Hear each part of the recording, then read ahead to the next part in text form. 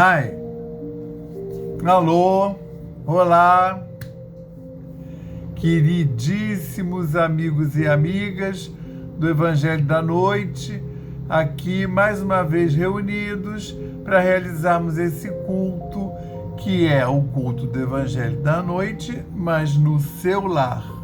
Então, passa a ser também um culto no lar. Com a vantagem de sermos visitados por toda essa egrégora bendita da Aliança da Fraternidade do Evangelho da Noite. Então, estamos aqui hoje reunidos para realizar o culto do dia 13 de fevereiro de 2025. Sabia? E nesse culto,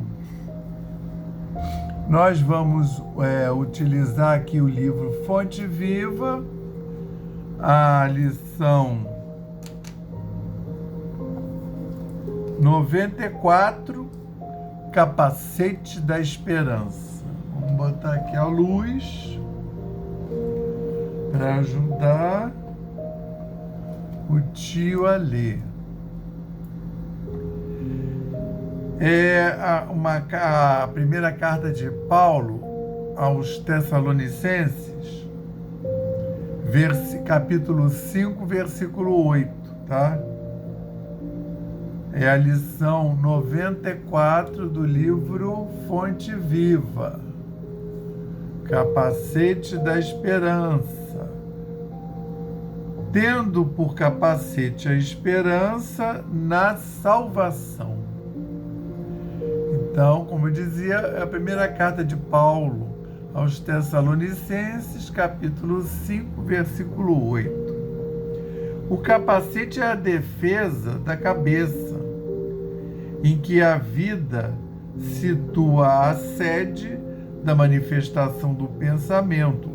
E Paulo não podia lembrar outro símbolo mais adequado à vestidura do cérebro cristão, além do capacete da esperança na salvação. Se o sentimento, muitas vezes, está sujeito aos ataques da cólera violenta, o raciocínio, em muitas ocasiões, sofre o assédio do desânimo à frente da luta pela vitória no bem, pela vitória do bem, que não pode esmorecer em tempo algum. Raios anestesiantes são desfechados sobre o ânimo dos aprendizes, por todas as forças contrárias ao Evangelho Salvador. A exigência de todos e a indiferença de muitos procuram cristalizar a energia do discípulo, dispersando-lhe os impulsos nobres ou neutralizando-lhe os ideais de renovação. Contudo, é imprescindível esperar sempre o desenvolvimento dos princípios latentes do bem, ainda mesmo quando o mal transitório estenda raízes em todas as direções. É necessário esperar o fortalecimento do fraco, à maneira do lavrador, que não perde a confiança nos grelos tenros. Aguardar a alegria e a coragem dos tristes, com a mesma expectativa do floricultor que conta com revelações de perfume e beleza no jardim cheio de ramos nus.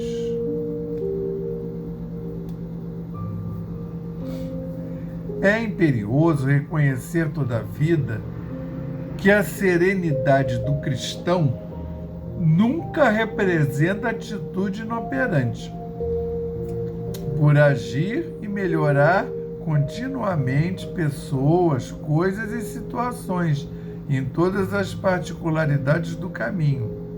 Por isso mesmo, talvez o apóstolo não se refere à touca protetora. Chapéu quase sempre indica passeio, escasso, lazer. Chapéu quase sempre indica passeio, descaso, lazer, quando não define convenção no traje exterior, de acordo com a moda estabelecida. Capacete, porém, é indumentária de luta, esforço, defensiva. E o discípulo de Jesus é um combatente efetivo contra o mal, que não dispõe de muito tempo para cogitar em si mesmo, nem pode exigir demasiado repouso, quando sabe que o próprio Mestre permanece em trabalho ativo e edificante. Resguardemos, pois, o nosso pensamento com o capacete da esperança, fiel, e prossigamos para a vitória suprema do bem. Graças a Deus. Tá vendo? A gente tem que se vestir com as roupas adequadas, como noivo, né? Que tem que vestir a túnica nupcial. Graças a Deus e graças ao Espírito Santo de Deus e graças ao Cristo de Deus e graças às egrégoras da Aliança da Fraternidade e do Evangelho da Noite, graças aos nossos guias e protetores espirituais e ao nosso patrono São Francisco de Assis e sua falange maravilhosa. Graças a Deus. Senhor, no início de mais esse culto, pedimos a tua autorização para dar por iniciado esse culto, fazendo essa prece de ligação, agradecendo tudo que recebemos desde o último culto, toda a proteção, o amparo e a inspiração, e pedindo, Senhor, que durante esse culto, que nós possamos ser visitados em nossas casas por essa verdadeira caravana que vai reenergizar e reharmonizar os nossos lares físicos e espirituais e os nossos templos, que são os nossos corpos. Que nós possamos receber essa egrégora, essa caravana do Evangelho da Noite, de portas e janelas abertas, de braços e corações abertos, que possam abundantemente nos energizar, nos revitalizar e nos proteger para continuarmos na senda. Dessa forma, Senhor, pedimos a permissão para dar por iniciado o culto da noite de hoje, dizendo o lema da nossa casa, paz e fraternidade, e o lema de Francisco, paz e bem, graças a Deus.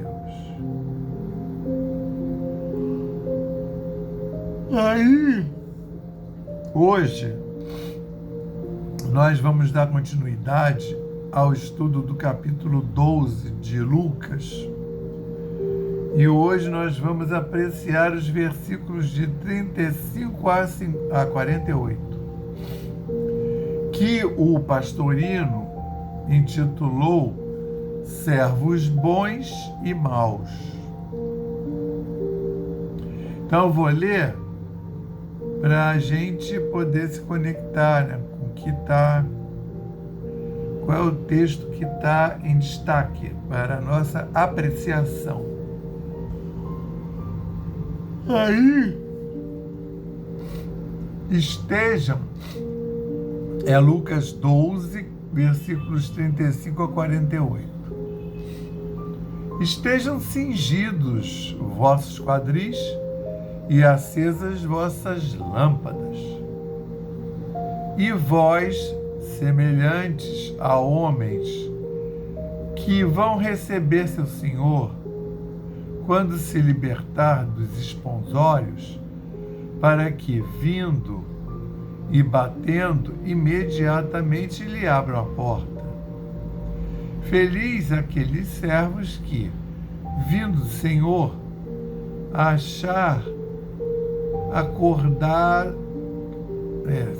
se achar acordados, em verdade, digo-vos que se cingirá e os reclinará,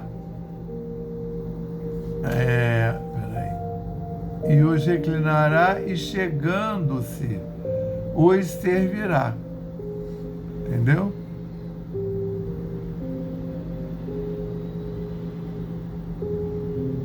Deixa eu botar aqui para baixo. E se chegando na segunda ou na terceira vigília, e os achar assim, felizes eles serão. E isto sabei, que se o dono da casa soubesse a que horas viria o ladrão, não deixaria arrombar a casa. Também vós estáis preparados, porque na hora que não sabeis, virá o Filho do Homem. Disse Pedro: Senhor, dizes essa parábola para nós ou também para todos? Pedro já querendo. E disse o Senhor: quem, pois, é o econômico fiel e inteligente que, se o Senhor constitui sobre a sua criadagem, para dar-lhe no tempo certo o alimento? Quem, pois, é o econômico fiel, inteligente, que o Senhor constitui sobre a sua criadagem, para dar-lhe no tempo certo alimento? Feliz aquele servo que, vindo o Senhor dele, encontra fazendo assim. Verdadeiramente digo-vos que continuará sobre todos os seus bens. Mas se aquele servo disser em seu coração: meu Senhor demora a chegar, e começa a bater nos criados e criadas, começa a comer e beber e embriagar-se, virá o Senhor daquele servo ao dia em que não aguardava e na hora que não sabe, e o cortará ao meio e porá a parte dele com os infiéis. Mas aquele servo que soube a vontade de seu Senhor, não se preparou nem fez segundo sua vontade, será castigado com muitos açoites. Mas quem não soube e fez coisas indignas de açoites, será castigado com poucos açoites.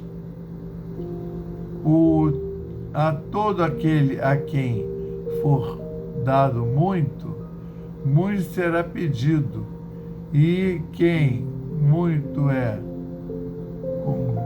confiado, muito mais lhe será pedido. É profundo e assim, ele desdobrou para chamar a atenção de vários aspectos, né? Deixa eu até botar ele para cima. Do que ele está falando aqui, né? Não é dos servos bons e maus, como o pastorino colocou o título. Assim, a parábola é sobre servos bons e maus, mas ele está falando da nossa relação com Cristo, né?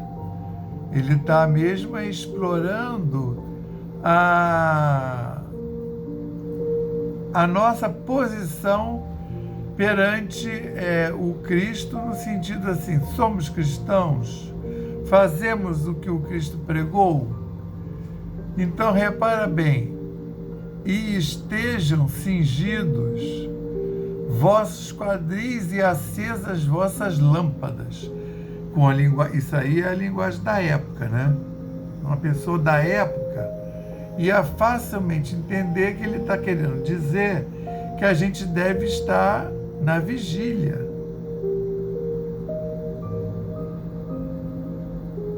Que a gente deve, como já dizia o preceito espírita, orai e vigiai o tempo todo. Então, mas nessa época aí, isso ainda não estava bem explicado. Então, estejam cingidos vossos quadris e acesas vossas lâmpadas, imaginando que seja de noite. E aí percebe que esteja cingido.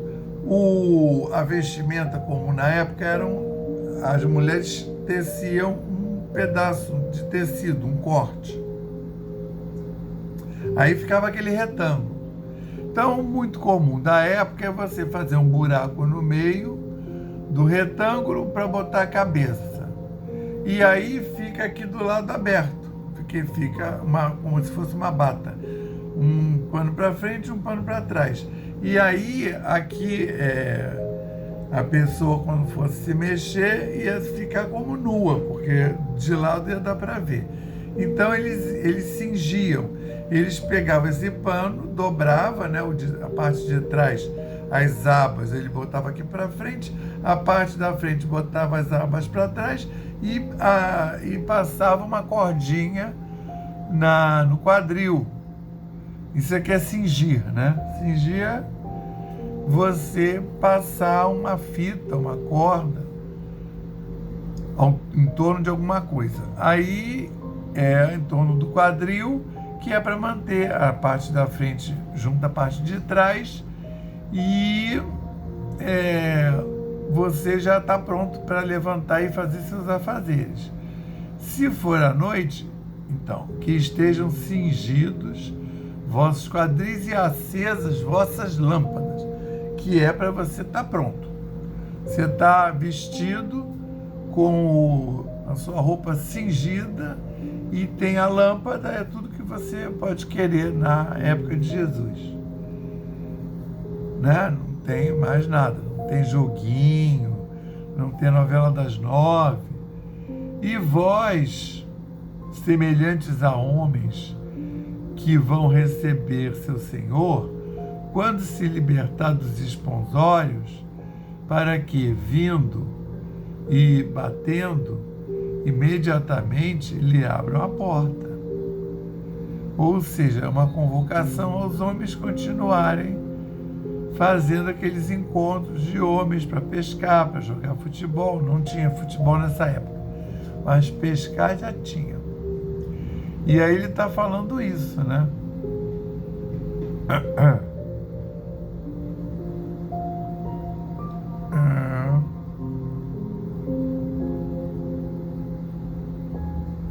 Felizes aqueles servos, porque aí você estando pronto, cingido, e vós semelhantes a homens que vão receber seu Senhor, quando se libertar dos esponsórios, para que, vindo e batendo imediatamente, lhe abram a porta. Então o cara está pronto. Está pronto em relação a quê?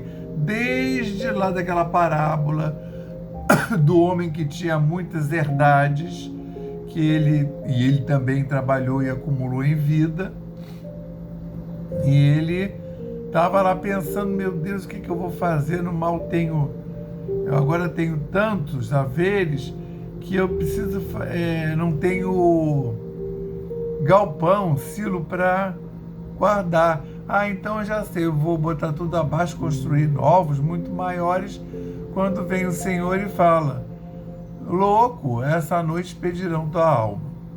E aí ele vem de lá, desdobrando. Repara que todos os assuntos dos cultos são maneiras diferentes de chegar nesse conteúdo. Então, quando ele fala servos bons e maus, assim, no sentido da história que ele vai contar, o servo que faz corretamente sua função e o que não faz. E aqui ele está falando, né, que a primeira coisa que ele chama atenção é estejam alertas, né? Cingidos os vossos quadris e acesas as vossas lâmpadas, porque o Senhor comumente chegava à noite e aí já tinha que estar tudo preparado. Mas assim, ele não sabia quando vinha. Então ele, servo, né, nós temos que estar sempre preparados para a chegada do Senhor, que pode ser a qualquer dia e qualquer hora. Então, por isso que, e vós semelhantes a homens que vão receber seu Senhor, quando se libertar dos esponsórios, para que vindo e batendo imediatamente lhe abram as portas. Aí aqui a gente tem algumas considerações a fazer. Quando fala servo, aí você pensa assim, nossa, é uma família riquíssima, né? Que tinha servos. O servo aí é no sentido de trabalhador, né? Para quem exercia uma atividade que a própria casa já... ele, o chefe de família, junto com a mulher, com os filhos, com a sogra, com os irmãos possivelmente, né, da mulher ou dele mesmo, ali a família gera um negócio e faz produções e eles se bastam. Mas era comum o negócio prosperar ou eles não terem tantos irmãos, tantos familiares, e aí eles contratam. Mas é um mundo sem dinheiro, não tem um salário, né? Tanto é que a própria palavra salário vem de sal. Muitos trabalhadores recebiam em sal, porque o sal era uma das, eu não vou dizer especiarias, porque as especiarias eram ervas, que eles traziam lá das descobertas, das colônias deles, né? Na África, aqui na América do Sul. Na época não tinha isso, né? Não tinha América do Sul. Não se conhecia, aliás, não se conhecia nem a do Norte. Nessa época aí que eu estou falando, que está se passando, a nosso estudo. Mas eles andavam muito ali pelo Oriente, né? Ali para o lado lá também incluía a Grécia, a ilha de Chipre, e aí eles iam coletando das culturas locais as ervas aromáticas, que para dar gosto, para dar, às vezes para disfarçar o gosto de podre da carne, né? Mas para se tornar mais palatável. Então o sal era usado para conservar, ele era caríssimo, por isso que às vezes a pessoa trabalhava por itens, não tinha tanto dinheiro cunhado, entendeu? Isso daí vai acontecer mais quando tiver estabelecido o Império Romano, né? Porque aí o imperador cunha o dinheiro, né? Com a sua efígie. Mas aqui, então, esses servos, eles trabalhavam na casa do patrão, ou seja, no negócio do patrão, ou não, podia também ser que eles estivessem em casa, voltassem para casa, e aí eles trabalhavam recebendo água, tendo que beber, o que comer e onde dormir. Era muito comum. Por isso que, quando o patrão saía, o senhor, que eles falam aqui, ele nomeava o servo mais experiente, de mais confiança, para ficar gerindo o negócio, ou seja, um administrador, né? Ele elegia, o Senhor elegia o servo que ele tinha mais confiança e o servo que tinha mais capacidade de gerir. Por quê? Esse servo vai tomar conta do resto dos outros servos. Tá? Também é equiparável a um mordomo, mas é um mordomo da época. Porque, inclusive, se a casa precisar de alguma coisa, reparo, esse servo é que vai chamar. E aí você vê, por isso esse é o servo, que não é exatamente um servo, como é dos reis, né, do templo, dos sumos sacerdotes, é um trabalhador daquele comércio. Se o dono do comércio sai e não tem filhos, sobrinhos, irmãos para ele deixar tomando conta, ele vai ter que eleger dentro dos trabalhadores o que melhor faz esse perfil. E aí agora está comentando em esse trabalhador ter sido eleito para esse cargo, vamos dizer, essa função, felizes aqueles servos que, vindo o Senhor, achar acordados.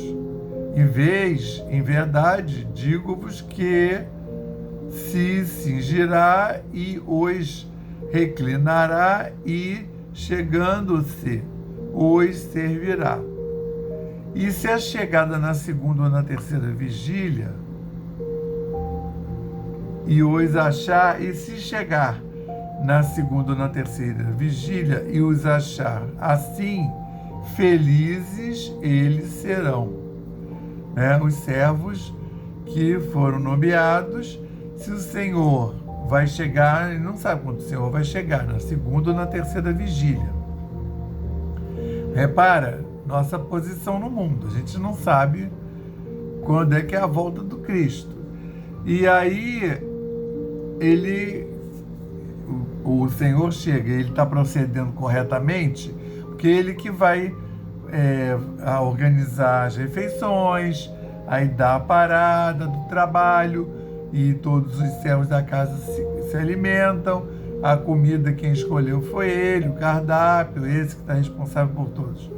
Então ele está responsável por adquirir essas provisões, esses materiais para fazer as refeições, e também para decidir, aí tem quem vai fazer, ele vai falar de quantidades, para que vai ser o necessário para alimentar todos os servos daquela determinada casa. E aí ele está falando, se chegar o Senhor vem, se chegar na segunda ou na terceira vigília, passar 2 dias, aí essa questão, servo é isso, tá? É como se fosse um empregado doméstico atual. E a outra coisa é o cingir, que eu já expliquei, que é, no linguajar da época, você estar pronto para exercer sua função no mundo. E vós, semelhantes a homens que vão receber seu Senhor, quando se libertar dos esponsórios. Os esponsórios, os esponsais, eram as festas de casamento que o Senhor ia, e as festas duravam 2, 3 dias, porque aí tinha o churrasco de boas-vindas, aí tinha algumas celebrações feitas antes do casamento em si, aí tinha um casamento, aí vai ter o banquete de casamento, enfim, durava uns dias. Foi nessa que o Senhor escolheu lá um servo para ficar responsável pelo bem-estar dos outros. E aí fala, serão, felizes eles serão. E isto sabei que se o dono da casa soubesse a que horas viria o ladrão, não deixaria arrombar sua casa. Ou seja, não é para você estar pronto pontualmente, você tem que estar pronto para o evento, para vai acontecer, tá? Também vós estáis preparados, porque na hora que não sabeis, virá o Filho do Homem. Disse Pedro: Senhor, dizes a parábola para nós ou também para todos? Que aí o Pedro está falando, isso daí está numa dureza danada, mas é só a gente? É para todo mundo aí, cambada. Aí, e disse o Senhor: quem, pois, é o econômo fiel? O econômo fiel é o servo que ficou responsável por gerenciar lá os negócios do patrão. Quem, pois, é o econômo fiel e inteligente que o Senhor constitui sobre sua criadagem para dar-lhe, no tempo certo, o alimento? Então, quem é esse gerente que foi constituído dentro dos trabalhadores para poder gerir, e uma das funções é alimentar os trabalhadores no horário certo? Feliz aquele servo que, vindo o senhor dele, encontrar fazendo assim, essas coisas encontrar funcionando direito. Verdadeiramente digo-vos, o constituirá sobre todos os seus bens.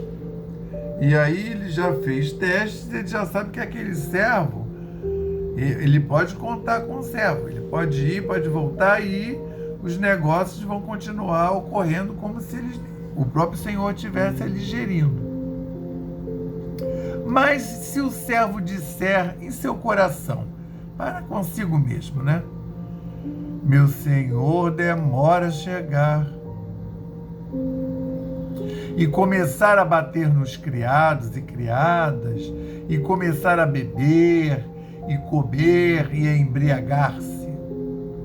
Cara, de repente ele até morreu, o senhor nem vai voltar, eu vou gerir isso aqui, né? Ele não, quando ele estiver próximo, eu fico bonzinho. O mau servo, né? Virá o senhor daquele servo no dia em que não aguarda, no dia em que o servo não aguarda, e na hora que não sabe, e o cortará ao meio e porá a parte dele com os infiéis. Com os infiéis são os hipócritas, né? Que na época, Hipócrates é mesmo que ator. Então, o ator é aquele que finge ser uma coisa que ele não é. Ele está representando alguém. Então, ele cortará ao meio, não quer dizer que vai pegar uma espada e cortar o servo ao meio e jogar metade lá para os hipócritas. Cortar ao meio é separá-lo dos demais e colocá-los juntos com os hipócritas, tá? E porá a parte dele com os infiéis. Aqui a tradução está com os infiéis, mas o pastorino faz esse adendo, que o melhor, que aparece em outros textos, é botar com os hipócritas, quer dizer, os atores, né? Hipócrita porque o ator é uma função dele, né? O hipócrita faz isso para viver, fingiu que não é. Mas aquele servo que soube a vontade de seu senhor e não se preparou, nem fez segundo sua vontade, a vontade do Senhor, será castigado com muitos açoites. Mas quem não o soube e fez coisas dignas de açoite, será castigado com poucos açoites. Quem não soube, quem não sabia como era para gerir a propriedade como o Senhor queria, tá? É aquele servo que ele é inexperiente e ele vai errar pela inexperiência. E aí, é isso que ele está falando aqui. Mas aquele servo que soube a vontade do seu Senhor e não preparou, nem fez sua vontade, será castigado com muitos açoites. Mas quem não o soube e fez coisas dignas de açoite, será castigado com poucos açoites, o que vai pretextar a ignorância. É a gente mesmo, né? Ah, eu não sabia que era para ser bom, que era para corrigir. Você está fazendo o que aqui? Mas quem não soube ferá, a todo aquele a quem foi dado muito, muito será pedido dele. E a quem muito é confiado, muito mais lhe será pedido.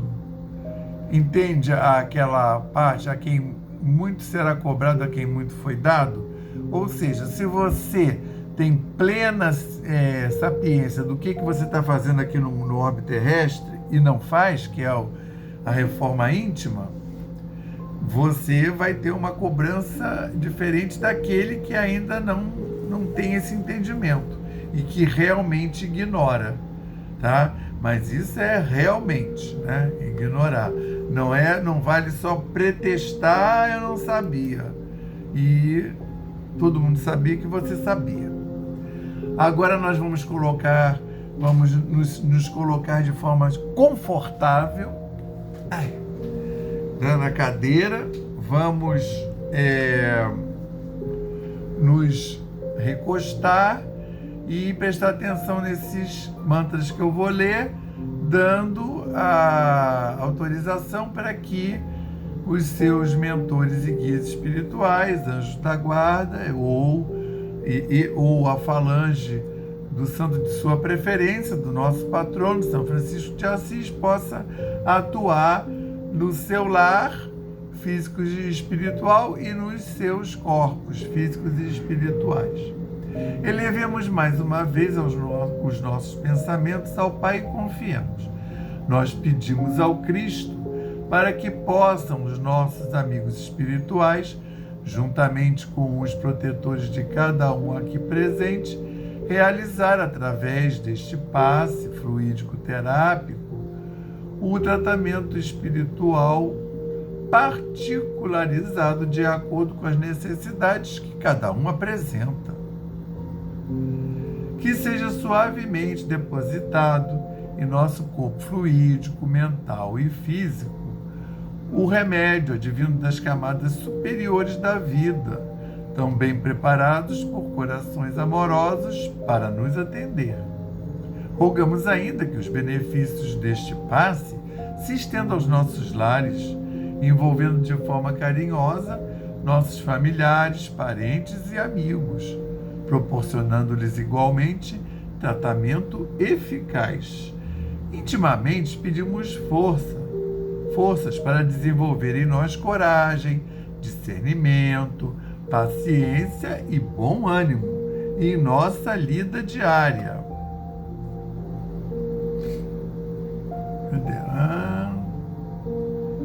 Nos colocando agora na posição de receptores abertos à boa influência do alto, alentando a nossa consciência de que somos seres oriundos e viventes no universo de Deus. Agradecemos a nossa coexistência com o nosso próximo e a atual reencarnação, que nos colocou em contato com os elementos indispensáveis às nossas necessidades de evolução. Rogamos ainda inspiração para que possamos aproveitar a oportunidade da mesma para exercitar o perdão e a busca sincera pela harmonização íntima, sem deixar de atender aos reclames da lei de progresso e evolução. Finalmente pedimos equilíbrio moral e emocional, inspiração nos padrões do Evangelho, para que possamos solucionar com os nossos esforços os problemas que nos envolvem. Resignação positiva sem estagnação.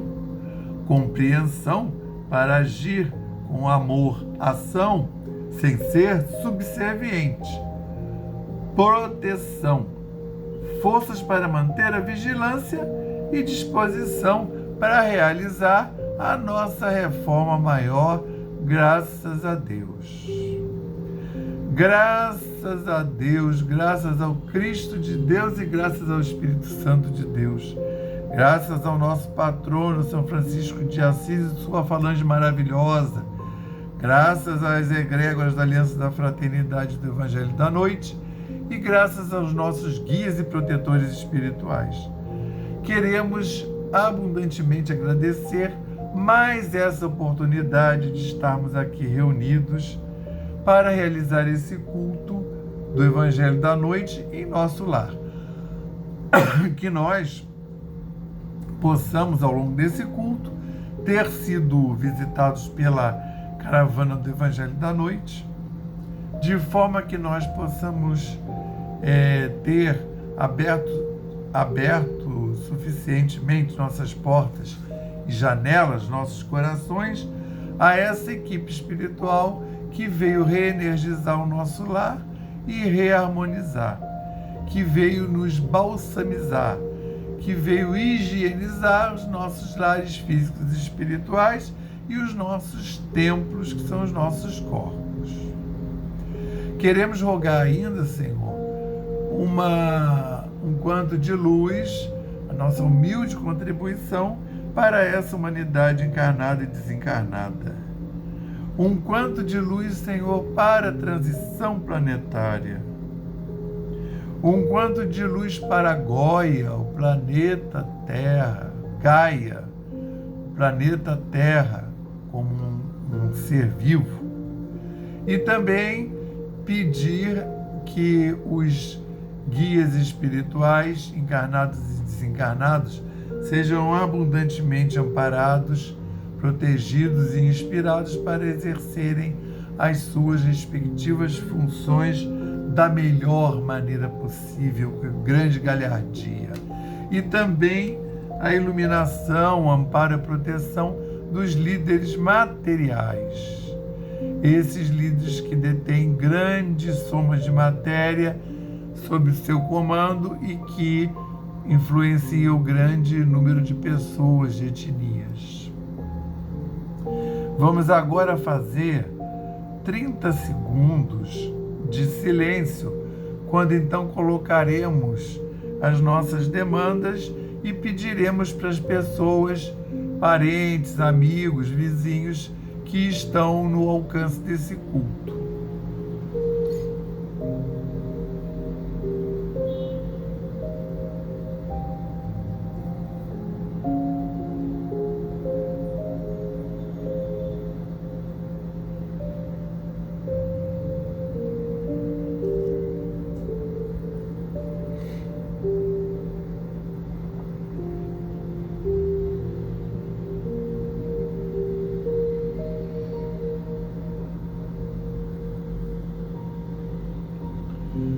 Nosso Senhor Jesus Cristo, que ao final desse culto estamos pedindo a permissão para encerrá-lo, dizendo o lema da nossa casa, paz e fraternidade, e o lema de Francisco, paz e bem. Que nós possamos todos ter uma excelente semana, envoltos na paz do Cristo, agora, hoje e sempre, até o culto da semana que vem. Graças a Deus.